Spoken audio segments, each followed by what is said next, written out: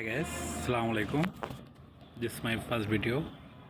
Movie review নিয়ে কিছু বলবো, আপনাদের সাথে জাস্ট শেয়ার করব। আপনারা জানেন যে আছে ঈদে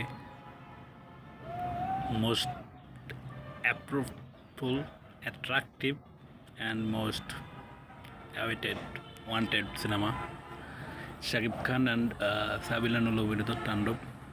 এই তাণ্ডব মুভি নিয়ে দু একদিন থেকেই খুব তর্ক বিতর্ক চলতেছে, যে মুভিতে ক্যামিও চরিত্র নিয়ে আরফান নিশো।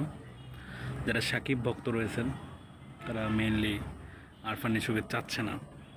আমার চেহারা কিছুটা তাণ্ডবের মধ্যে বিধ্বস্ত হয়ে গেছে। যাই হোক, কারণ নাই, তবু দেই। আসলে আমরা যারা সাকিবিয়ান আছি তারা আসলে সাকিব খান ছাড়া কাউকে গুণী না। বাংলা কথায় অনেক কিছু বলা যায়। যাই হোক, তবে রাহান রাফি যেহেতু একটা সুনামধন্য পরিচালক, সে চাচ্ছে যে তাণ্ডবে ক্যামিও চরিত্র নিশ্চয় থাকুক। দুদিন শুটিং বন্ধ ছিল, বিশ্বস্ত সূত্রের মধ্যে জানা গেছে। আইটেম গানের শুটিংয়ে শাকিব খান থাকতেছে না, সে তার ফ্যামিলিকে সময় দিচ্ছে।